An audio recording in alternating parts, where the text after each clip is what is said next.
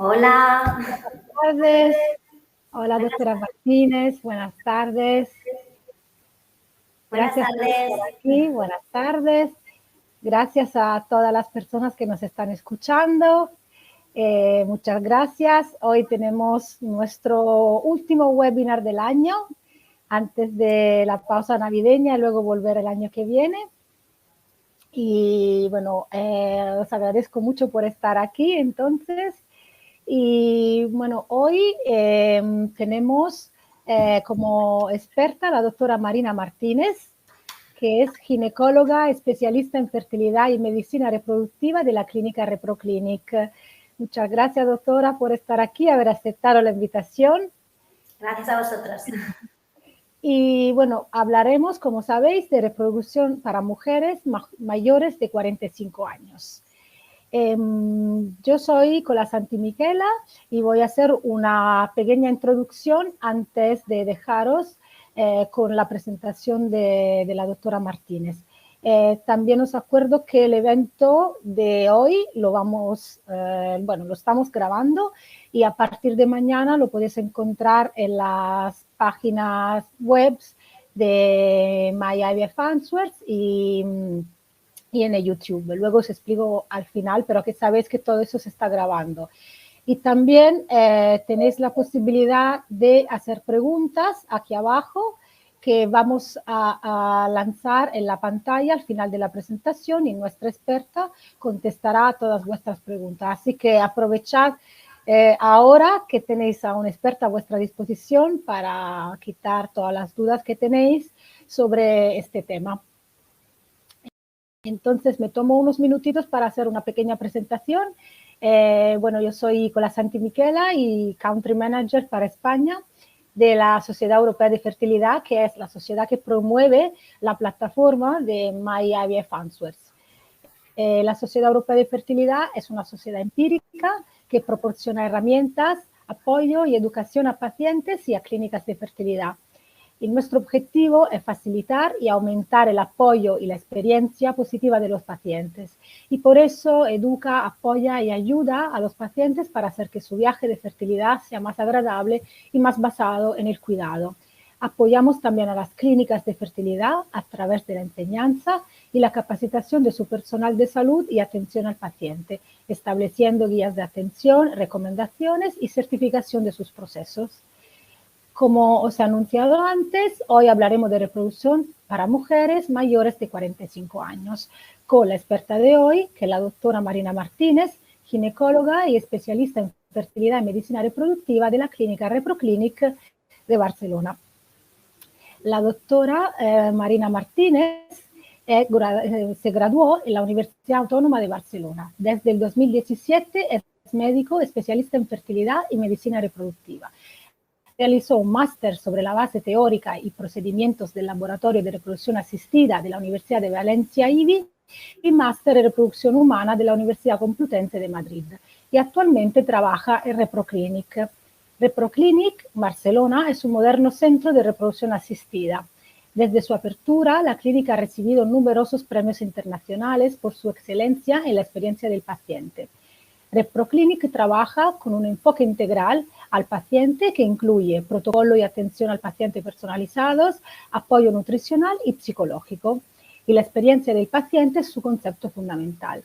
Puedes encontrar más en el detalle la bio de la doctora como también la bio de la clínica en la página web de My IVF Answers, y aquí abajo os he dejado también el enlace a la página de la doctora con su bio y un pequeño formulario si queréis volver a contactar con ella. Y bueno, yo he dicho todo lo que tenía que decir, así que os animo, mientras la doctora hace su presentación, a escribir aquí debajo en el chat las preguntas y nada, os dejo con nuestra experta, la doctora Marina Martínez, y nos vemos después. Hola, buenas tardes a todos. Bueno, lo primero, agradecer a la Sociedad Europea de Fertilidad y a ti también, Miquela, pues la oportunidad de haberme dado esta oportunidad de hacer hoy este webinar. Y, lógicamente, a todos, a todas las pacientes, todas las personas que estáis al otro lado de vuestras pantallas escuchándome esta tarde. Como sabéis, el aplazamiento de la maternidad a día de hoy es una realidad, es decir, las mujeres cada vez posponemos más nuestro deseo gestacional y esto es el motivo por el cual hoy os hablaré del tratamiento de reproducción en mujeres mayores de 45 años. Como podéis ver en la gráfica que está en la diapositiva, España es el país europeo donde las mujeres posponemos más nuestro deseo gestacional, seguido de Italia. Y esto supone un problema porque sí que cada vez posponemos más nuestro deseo gestacional, pero hay hay poca percepción de lo que es la fertilidad femenina. Y es que nuestra fertilidad femenina disminuye a medida que cumplimos años, ¿vale? Entonces, las probabilidades para lograr un embarazo, tanto natural como por una técnica de reproducción asistida, disminuyen, pues eso, a medida que vamos cumpliendo años. Os he querido poner esta diapositiva porque la verdad es que es muy visual y, como podéis ver, a partir de los 42 años la probabilidad de un embarazo es menor a un 5%. Entre un 8 y un 10% de las mujeres de 45 años o más presentan deseo gestacional. Y es importante remarcar que más de la mitad de este subgrupo de pacientes es deseo gestacional de su primer hijo. Es decir, son mujeres pues, que no tienen hijos y que una vez cumplidos los 45 años se plantean el ser mamás. El 40% de estas mujeres, de este subgrupo de pacientes, tienen la percepción de que sí que ha retrasado su maternidad por una suma de varios motivos, entre los cuales los más importantes son o bien por no tener una relación sentimental estable o por razones laborales y de conciliación de la vida laboral con la vida familiar. Todas estas gráficas son sacadas de la última encuesta de fertilidad realizada por el Instituto Nacional de Estadística, que son del 2018. Entonces, también os he querido poner esta diapositiva y es que dentro de los motivos por los cuales posponemos cada vez más la maternidad hay un porcentaje no pequeño que es por razones de salud, ¿no? En este subgrupo de pacientes hay mujeres que no han querido ser madre antes por temas de salud y es importante, creo, remarcar que la salud de una mujer a cualquier edad es importante a la hora de plantearse un embarazo, pero sí que es verdad que a partir de los 45 años todos los cambios, que de hecho se producen unos cambios fisiológicos y de sobrecarga en nuestro organismo cuando estamos embarazadas, se toleran peor a más edad. Y a partir de los 45 años se ha visto que el riesgo de las posibles complicaciones que se pueden dar durante el embarazo aumentan significativamente. ¿Vale? Dentro de las principales complicaciones, las que se incrementan más significativamente serían la diabetes gestacional, la hipertensión, la preeclampsia, los partos prematuros y los partos inducidos y los partos que acaban en cesáreas. No obstante, sí que es verdad que no hay que generalizar, lo ideal es estudiar a cada mujer, valorar sus riesgos previamente antes del embarazo y valorarlos, si puede ser, pues entre todo el equipo multidisciplinar, ¿no? Sí que es verdad que a partir de los 45 hay más riesgos y por eso en ReproClinic sí que intentamos preconcepcionalmente tener un estudio o un informe, idealmente como un chequeo por parte del médico de cabecera de esa paciente, si consideramos, pues lo solicitamos, y también tener lo que serían las pruebas como mamografías, citologías, todas al día. Entonces, ¿qué probabilidades hay de conseguir el embarazo a partir de los 45 años con óvulos propios? Pues la verdad es que a partir de los 45 años la probabilidad de ser mamás con óvulos propios disminuye y esto es debido a dos conceptos. Hoy os hablaré de lo que sería la reserva ovárica, ¿vale? Y a posteriori os hablaré de la calidad ovocitaria. En esta gráfica podéis ver claramente cómo nuestra reserva ovárica disminuye a medida que pasan los años, ¿vale? Y que nos encontramos que a los 45 años esta reserva ovárica está muy disminuida o incluso nos podemos encontrar con pacientes que han llegado incluso a agotar su reserva ovárica y están menopáusicas, ¿vale? Entonces, es importante la reserva ovárica porque es un concepto cuantitativo, al final es la cantidad de óvulos con el que partimos, sobre todo cuando vamos a hacer un tratamiento de reproducción asistida, una fecundación in vitro, ¿vale? Pero es mucho más importante, y aquí sí que os quiero insistir, en la calidad del óvulo, la calidad ovocitaria, ¿vale? Que es el concepto de es un concepto cualitativo, que a veces no me gusta hablar del todo de calidad ovocitaria, sino que yo normalmente siempre hablo más de edad del óvulo. Nosotras, a más edad, el óvulo es como que va perdiendo calidad o, lo que es lo mismo, presentamos una mayor proporción de probabilidades de que este óvulo, cuando es fecundado o espontáneamente, vía forma natural o mediante una técnica de reproducción asistida, mediante una fecundación in vitro, generamos una mayor proporción de embriones que no están bien cromosómicamente, es decir, se incrementa el número de aneuploidías y, por lo tanto, la calidad embrionaria y la evolución de los embriones. Podríamos decir que prácticamente a partir de los 45 años todos los embriones, quizás todos un 100% no, pero sí que cercanos al 100%, son embriones que presentan alguna alteración cromosómica. Cuando los embriones están aneuploides, la gran mayoría no implantan, es decir, no nos embarazamos, y si nos embarazamos, la gran mayoría acaban en un aborto, sobre todo de primer trimestre, ¿vale? Por todo esto, valorando, aquí también os he querido poner esta gráfica donde se ve pues, el porcentaje de aneuploidías, de abortos y de nacidos vivos. Como podéis ver, en esta gráfica acaba en los 44, el porcentaje de nacidos vivos es muy bajito y a partir de los 45 es lo que os digo, que la probabilidad es muy, muy, muy baja. Por eso mismo, valorando un poquito tanto reserva ovárica como, insisto, edad del óvulo, calidad ovocitaria, la mejor opción o mejor tratamiento en mujeres de 45 años suele ser pues, la ovodonación para lograr ser mamás. Y bueno, también un poquito la charla de hoy quería enfocarla en el tema de la ovodonación y de explicar, ¿no? De explicaros de dónde provienen las donantes de óvulos, que muchas veces en la consulta pues me encuentro que las pacientes, la pareja me pregunta pues que de dónde son las donantes, qué estudios se les hace. Entonces creo que este webinar es importante también un poco pues porque os explico un poquito pues los estudios que se les puede hacer a las donantes y cómo un poco trabajamos.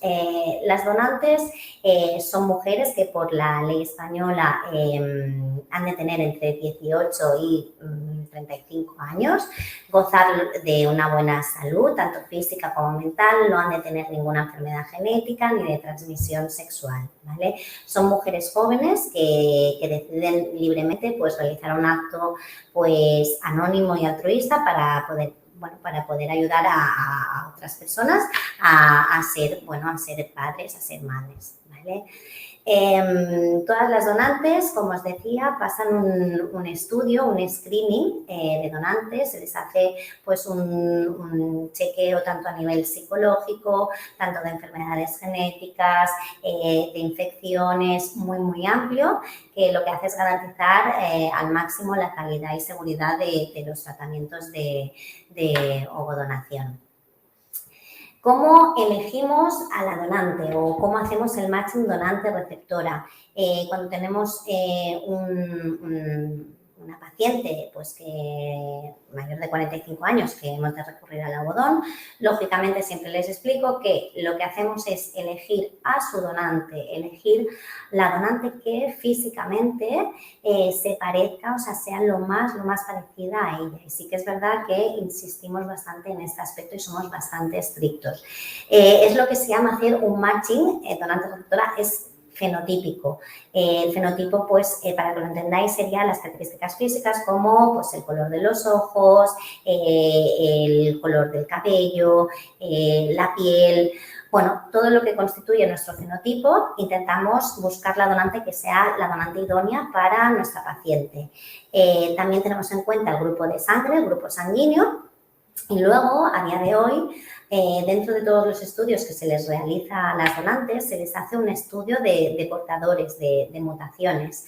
A día de hoy hay varios test genéticos que te permiten pues, saber de qué somos portadores, qué mutaciones tenemos, que nosotros no tenemos la enfermedad, pero sí la probabilidad de transmitir esas mutaciones a la descendencia, y a las donantes se les realiza un test genético. Entonces, siempre intentamos desde ReproClinic insistir en que lo ideal sería, aparte de realizar un matching fenotípico, teniendo la información de la donante, realizar un matching genético, es decir, a la otra parte de la pareja, ya sea pues pareja masculina o un semen de donante, si tuviésemos que recurrir a un semen de donante, se le haría el mismo test de mutaciones, es decir, el mismo test de portadores, y lo que se hace es que no tengan ninguna mutación, lógicamente, en común. Y de esta manera minimizamos los riesgos de que el bebé pues, presente alguna enfermedad, que aunque son enfermedades recesivas y poco frecuentes, existe un riesgo. Entonces, desde el ReproClinic es lo que os digo, que apostamos a la máxima seguridad, intentamos que siempre se realice también, parte del matching fenotípico, que siempre lo realizamos, el matching genético. Y bueno, una vez tenemos los óvulos donados, pues se realiza la fecundación in vitro del óvulo donado con el esperma de la pareja o, como os he dicho anteriormente, si hace falta, pues con un donante de semen si tuviésemos que recurrir a él. Lógicamente después el embrioncito generado se transfiere al útero de la mujer que desea quedarse embarazada.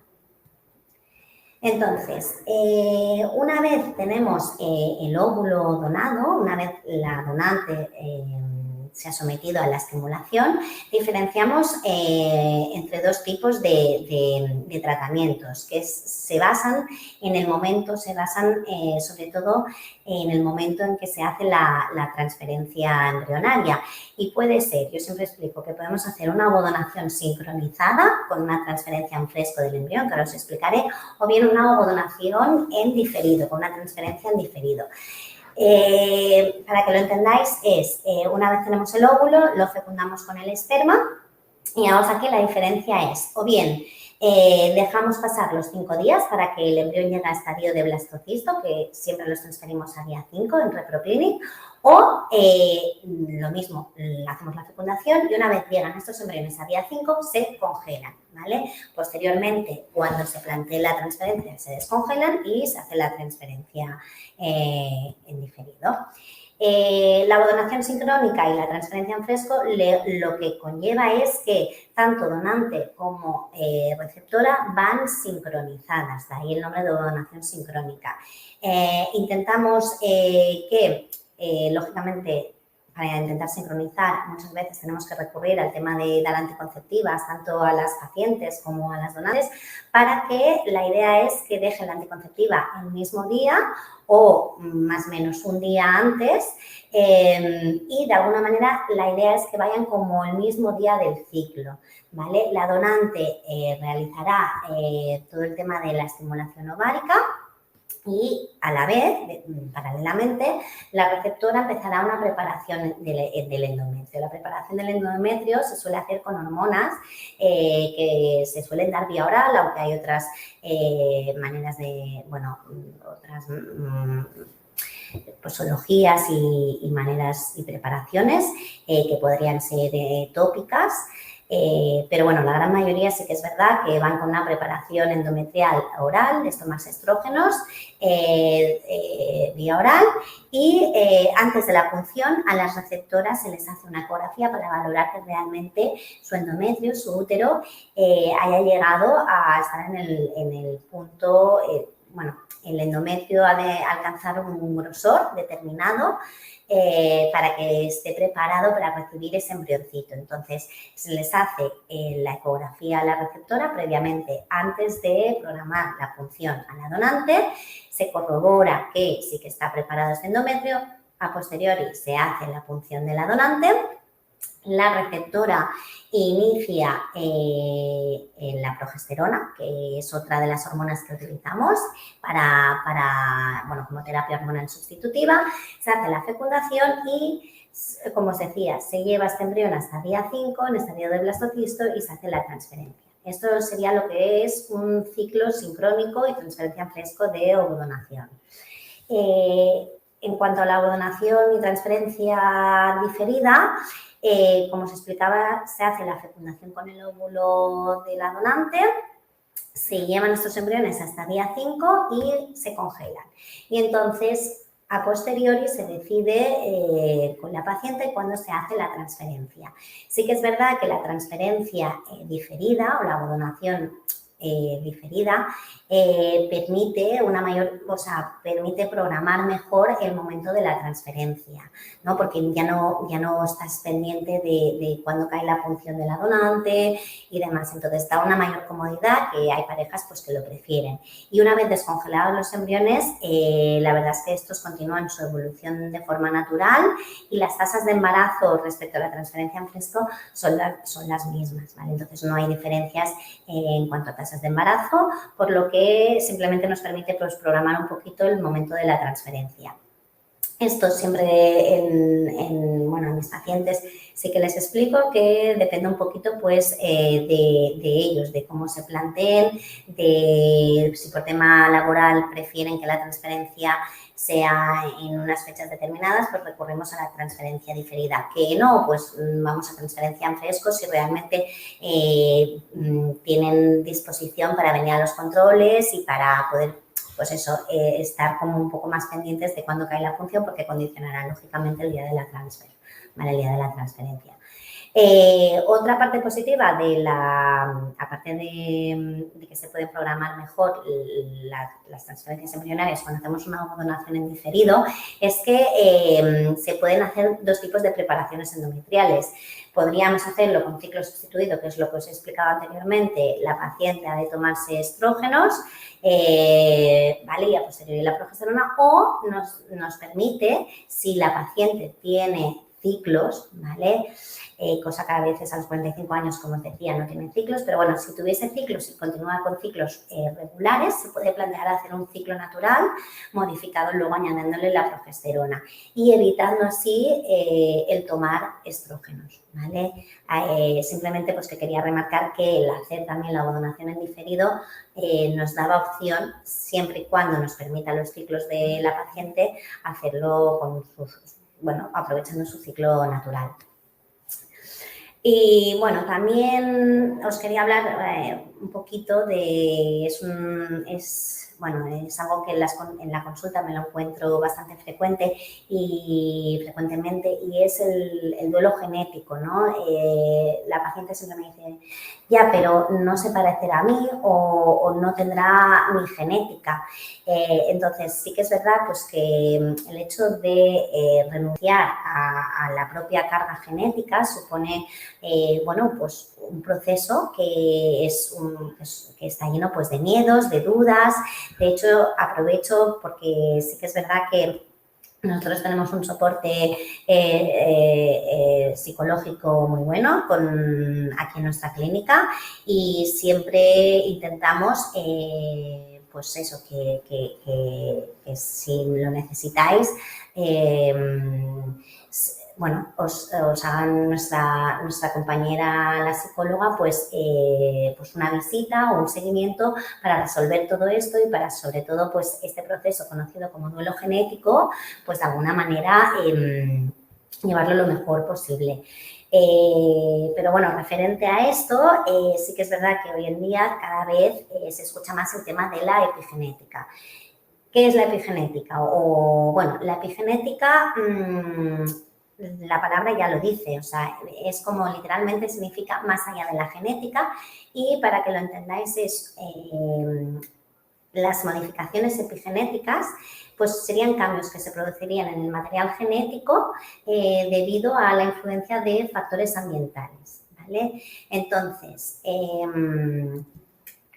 focalizando en el tratamiento de donación, hay científicos que han visto que se establece una conexión materno-fetal que producen toda una serie de factores epigenéticos y que cambian o pueden modular la expresión genética del bebé. ¿Vale? Entonces, de alguna manera, sí que es verdad que la carga genética como tal proviene del óvulo donado, pero sí que las mamás al final influyen, simplemente por el hecho de gestarlos, influyen en cómo va a ser genéticamente este bebé, este niño o esta niña, ¿vale?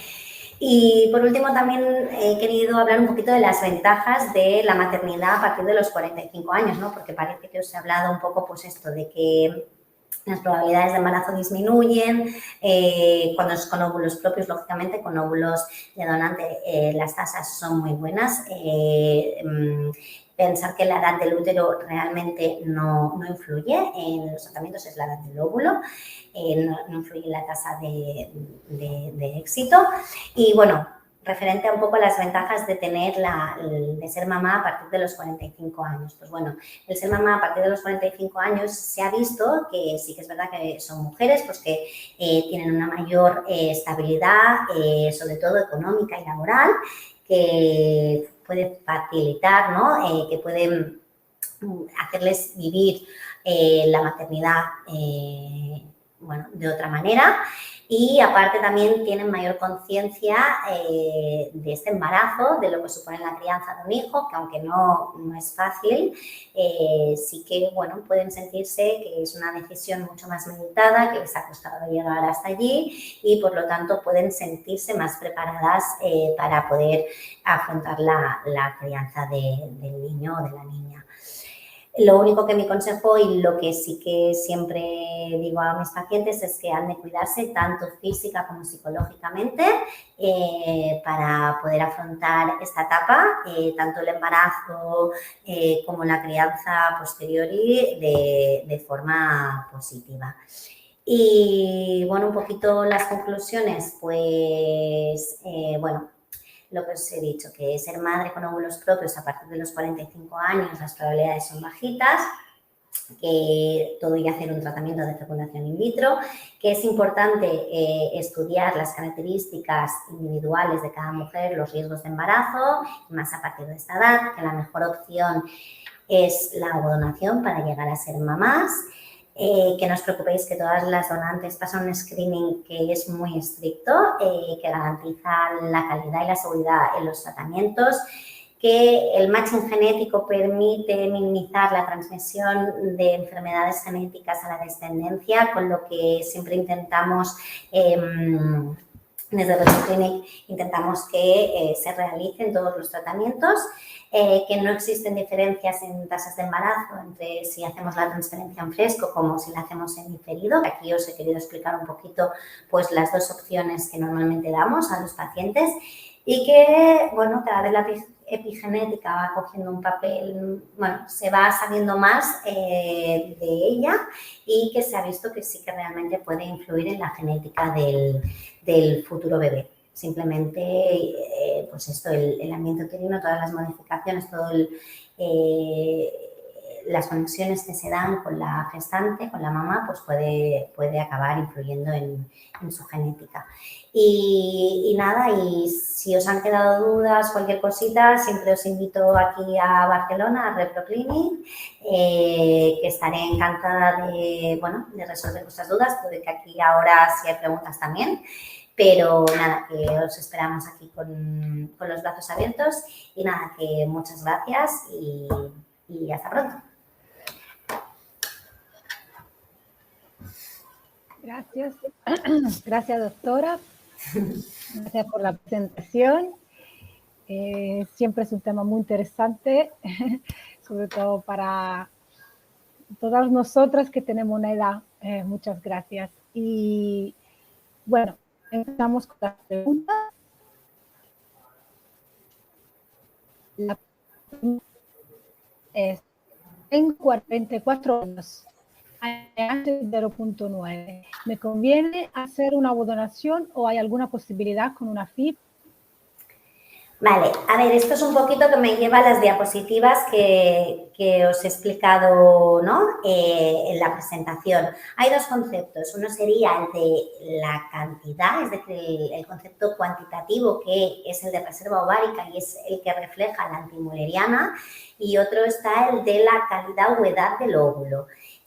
Claro, la antimuleriana 0,9 es una antimuleriana. Cuando las antimulerianas están por debajo de 1, consideramos que las antimulerianas están bajitas. Entonces, a la hora de someternos a un tratamiento de reproducción asistida con estimulación, me refiero con óvulos propios, sí que el tema del concepto cuantitativo nos va a marcar mucho la cantidad inicial de óvulos. Entonces, ya partiremos de un número de óvulos que se tendría que valorar haciendo una ecografía, pero con este valor antimuleriana a lo mejor podríamos hablar de que estaríamos entre unos 6, 7 óvulos, más o menos, claro, la probabilidad luego de que fecunden y, lo más importante, los embriones que finalmente nos puedan llegar a día 5 y que sean cromosómicamente normales, esos embriones, es aquí donde está la dificultad. O sea, sí que podemos llegar a tener con una antimuleriana de 0,9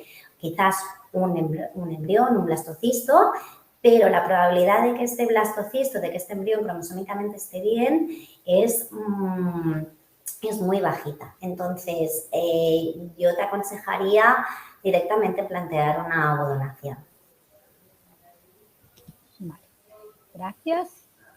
Vamos con la siguiente.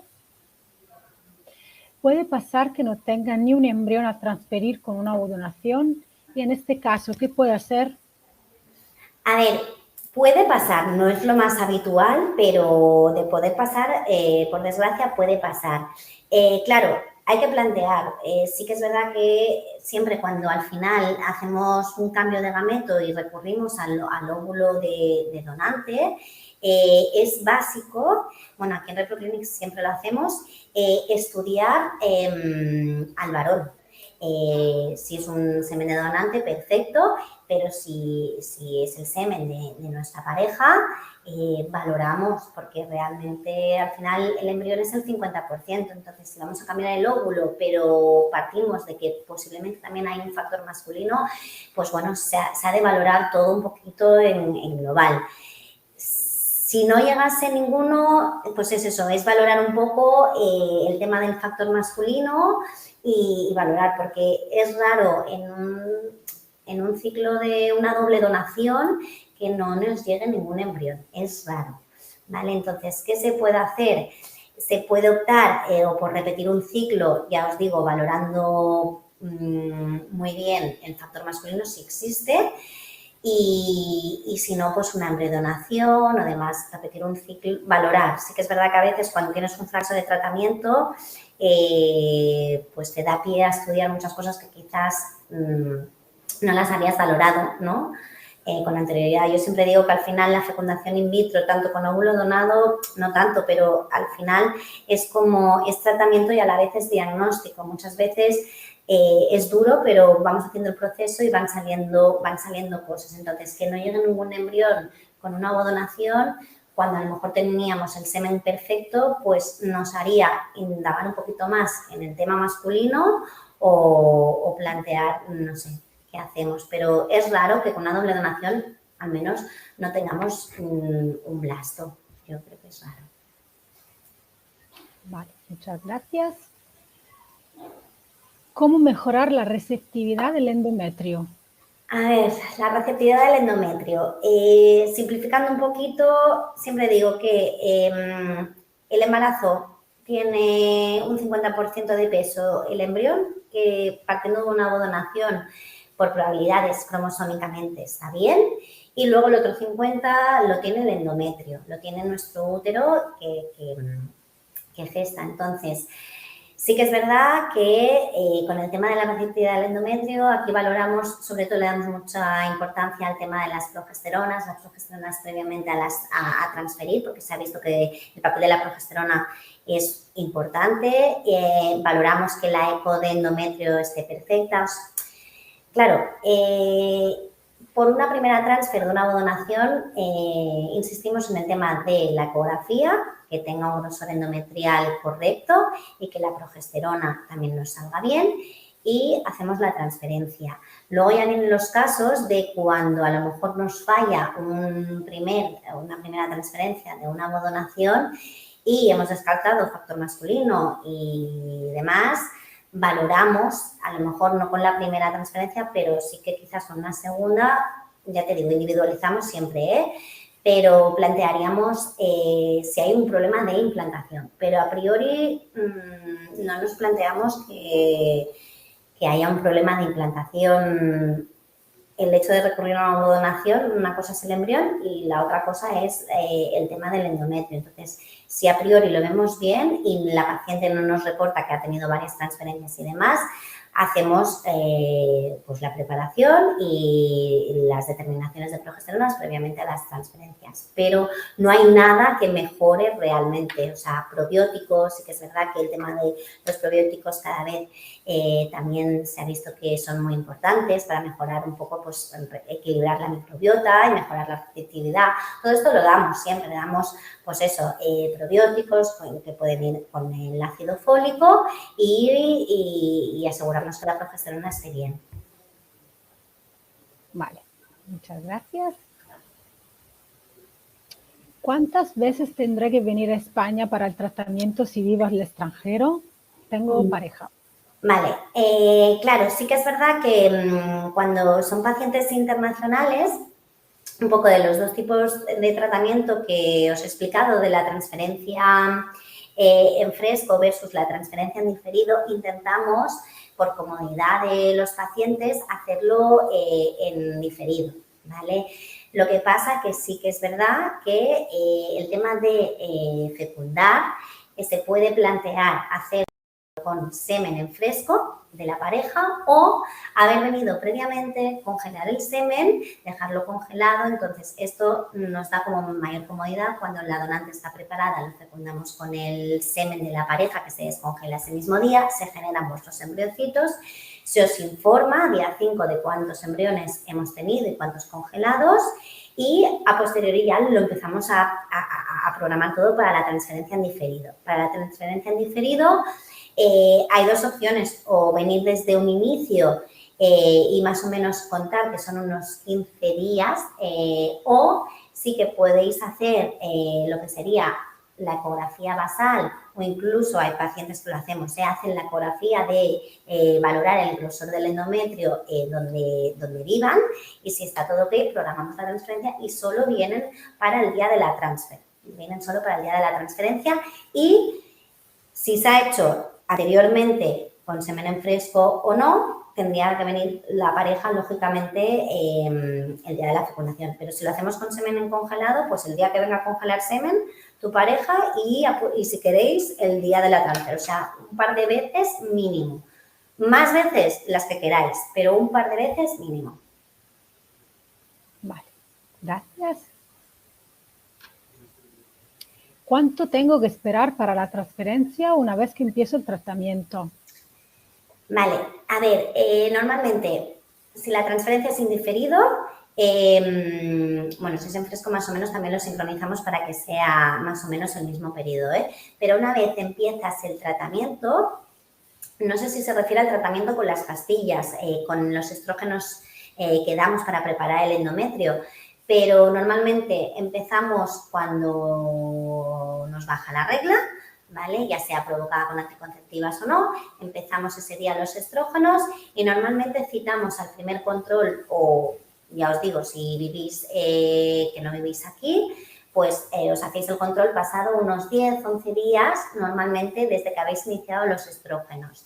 Y si en esa ecografía se objetiva que el endometrio tiene un buen grosor y está en perfectas condiciones, se inicia la progesterona y 5 días más tarde se programa la transferencia, con lo que al final acaban siendo entre unos 15, 18 días más o menos, ¿vale? Sí que es verdad si se refiere a desde inicio de estrógenos. Otra cosa ya sería, en plan, el tema de buscar la donante, la asignación. Esto sí que más o menos solemos tardar, depende un poquito si hacemos matching genético o no, pero más o menos un mes y medio sí que lo planteo normalmente. Entre que se elige la donante y todo, un mes y medio. Vale, perfecto. Muchas gracias. Seguimos. ¿Es posible abortar en una ovodonación por incompatibilidad genética con la donante? Sí que tenemos abortos en embarazos logrados mediante ovodonación.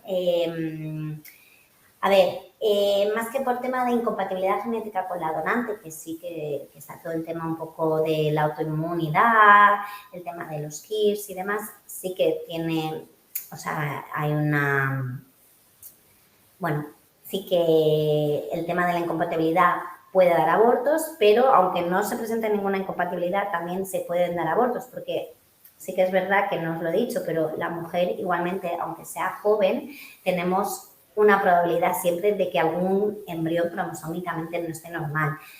Entonces, no son muy frecuentes los abortos en ovodonación, pero alguno podríamos tener. Entonces, lo que hacemos es valorar, pues valoramos hacer un estudio de abortividad. Lógicamente, aunque sea con el primer aborto, como viene de ovodonación, sí que intentamos hacer el estudio de abortividad previamente a realizar otra transferencia de un embrión. Pero sí, se puede abortar. Vale, muchas gracias. ¿Cuál es la tasa de éxito, la posibilidad de un embarazo con la donación de óvulos? Vale, la tasa de éxito siempre yo la explico un poco por embrión transferido. No me gusta hablar de la tasa acumulada porque la tasa acumulada es a más transferencias, nuestra tasa de embarazo aumenta. Entonces, por embrión transferido, luego a nivel del laboratorio las embriólogas les dan como una clasificación a los embriones,